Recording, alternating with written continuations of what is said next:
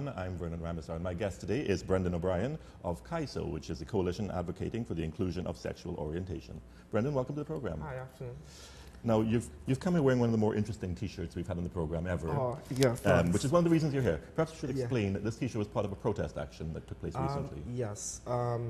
My brother and I, who are affiliated with the coalition advocating for the inclusion of sexual orientation, we heard about a youth sexual health seminar being conducted by Pastor Philip Lee from His Way Ministries, who was invited here by the Hospital Christian Fellowship. He was having, well, his event is to educate young people, I guess, of the Christian understanding as it pertains to unconventional sexual orientations and its side effects, I guess, both spiritually and societally and health-wise as well. When Brandon and I found out, that's my brother, we wanted to just invite some young people, because we were doing work with the coalition before, any other young people who would want to be present and ask some questions and probably give their own alternative view towards LGBT persons in Trinidad and Tobago at this seminar with other young people present. What it turned out being instead, we got a large number of young people who were just anxious to change the point of view of homophobia in Trinidad and Tobago. So it ended up kind of taking the shape of a protest. All these young people, about 35 people in all, anxious to come down and spread the point of view of inclusion and acceptance for LGBT young people in Trinidad and Tobago, as opposed to this message of exclusion and conversion, and that homosexuality is a disorder that needs to be spiritually cured. And in terms of the ex-gay movement, which I believe it's called in the States, yeah. I mean, obviously you don't put any credence behind that, do you? Say that again? You don't put any credence into that? No. Because it's stigmatizing people, isn't it? That's one of the major problems that we're having down here, especially the impact that we're seeing on young people, LGBT young people worldwide. I'm guessing that everybody by now is completely aware of the impact that it's having on young people in the States, that these messages are alienating young people almost against themselves.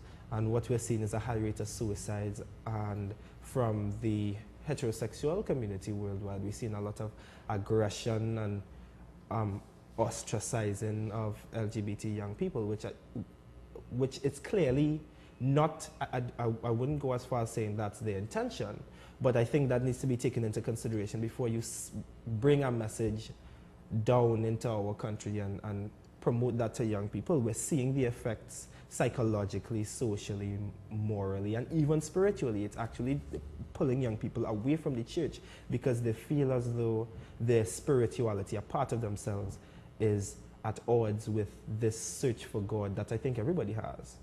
And there's a high rate of suicide for young LGBT people, yes. Isn't there? And the problem I particularly have with this message is that it's psychologically damaging for LGBT young people. I'll say it again. What we're telling them is that in order for you to be saved, you have to pull apart yourself almost. We're telling them that a part of your being, your own orientation, that's not something that anyone sits down and takes a pen and paper and writes the pros and cons and chooses. And we're telling them... But you hear that word choice a lot in the argument, don't you? Yeah, choice and what I heard at the seminar, as a matter of fact, on Saturday evening, was we should... one of the representatives of the Hospital Christian Fellowships made a statement that we should not in Trinidad and Tobago present homosexuality as a viable option. It was, while I'm accepting of LGBT persons in Trinidad and Tobago, I wouldn't use the words viable option because it's not my option. I have my orientation. Everybody has their orientation. It's not something that you can switch on and off. But we're telling them that in order for you to achieve salvation, you have to work at odds to switch off your orientation. And I guess the danger is if you're telling a little kid you can switch it on or off, and they feel they can't, or no they can't, because they keep on hopeless. They keep on trying. So, and we see it a lot. Young people who, from what they have heard from even before they finally understand and come to terms with their orientation, they're hearing homosexuality is wrong, and it's something that you need to detach yourself from as much as possible, as early as possible, as hard and as strongly as possible. And then when they finally understand that this is their orientation, they find themselves questioning what happened to them, what they did wrong, why would God forsake them almost? And it scares them, the fact that in their mind, as far as how they've been socialized and trained and how they understand how their religion and their faith and their spirituality refers to them, it's almost as though they can never achieve salvation. Like they're already damned and there's almost nothing that they can do. That's why we're seeing such a high rate of suicides. Young people, LGBT young people, are almost 30 times more likely to not only have a suicidal thought, but to act on it. And that's something that we need to take into consideration before we send these messages to these young people who already live in such a homophobic society as Trinidad and Tobago. And then we're telling them, well, to quote the Hospital Christian Fellowship, that we should combat a growing wave of acceptance of homosexuality in Trinidad and Tobago. Now, what your group did in the weekend is, in fact, let's not diminish it, groundbreaking, isn't it? It's the first time there's ever been, to my knowledge, a protest against homophobia of any form. It's the first time in my knowledge as well, but I didn't really... I've been around a bit longer. So. But I didn't really think about it. We never really thought about it as something that we wanted at first to... What's the word I'm looking for? Sensitize or make a big deal out of it. It was just young people we wanted to organize and rally together for the cause of acceptance and inclusion and respect for other individuals who have just as much rights and deserve as much respect and should have their citizenship respected in the nation in which they live and were born and want to remain and want to die, probably.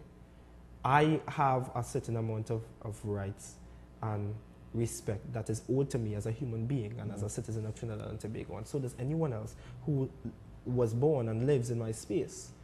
And what the Hospital Christian Fellowship, in my view, came here to do is to say, not so much. These people don't necessarily deserve the same rights and privileges and respect and tolerance in Trinidad and Tobago unless, of course, they do things our way. And they came from the States to bring that message. Yeah, well, they brought someone from the States. The Hospital Christian Fellowship is actually a Trinidadian organization, But the pastor in question? The pastor in question, Pastor Philip Lee, is actually from California. His Way Out Ministries headquarters is in California. But to reach the point now where a group of young people can come together for something like that, is it that there's a critical mass that's been reached, or is it just we have braver young people now? Or is it perhaps a measure of our society has progressed to the point where people feel they can and should speak out? I think we're seeing a lot of progression, especially in terms of the younger generation in Trinidad and Tobago, as it pertains to LGBT issues. But I think overall, we have braver young people, young people who are willing to stand up a little bit more for what they believe in, and understand that sexuality is not something that people draw out of a hat or that people do to probably get their parents upset or something.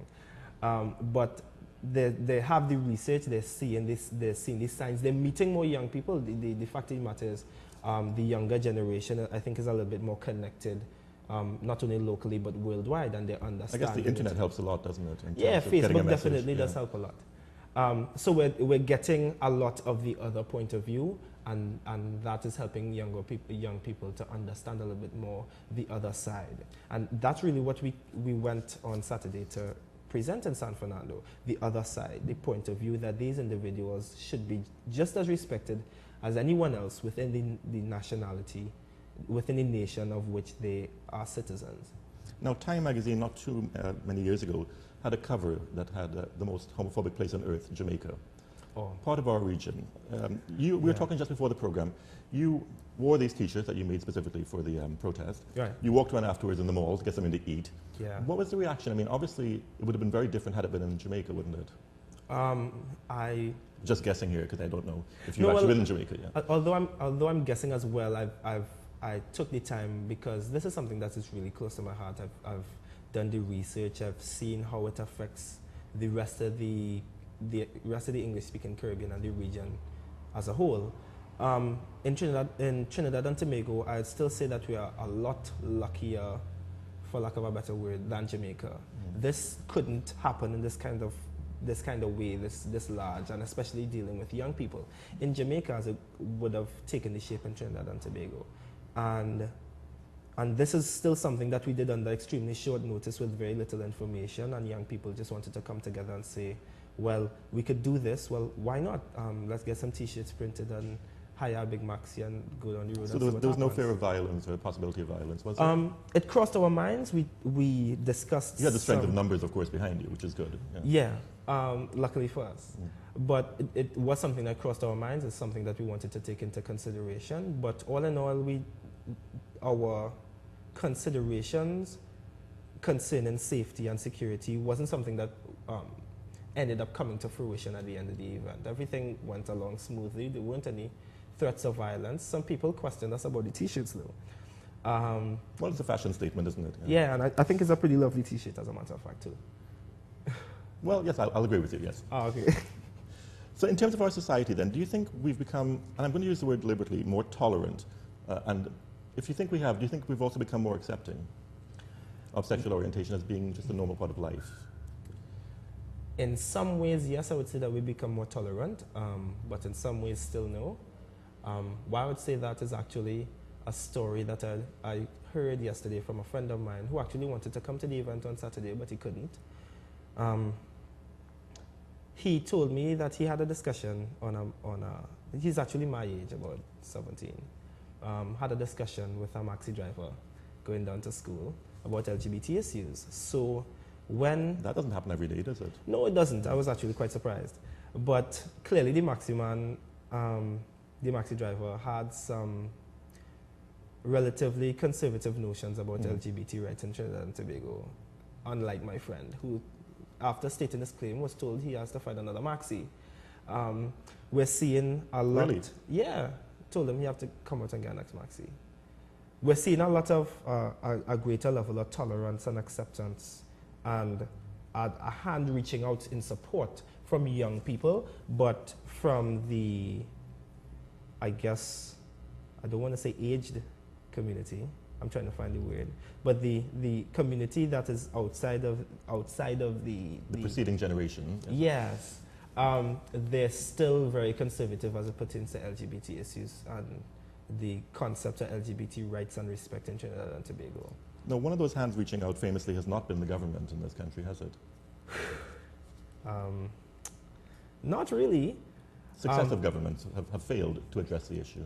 No, but at the same time, I am seeing the fact that it's becoming a discourse that I think the current government is a little bit more willing to have as opposed to previous well, the previous one said, forget it. They weren't going to do it. Yeah, we're categorically, I think was the word, categorically against the concept of anti-discrimination law and LGBT rights in Trinidad and Tobago, whereas the current government was at least willing to see where the discourse might head.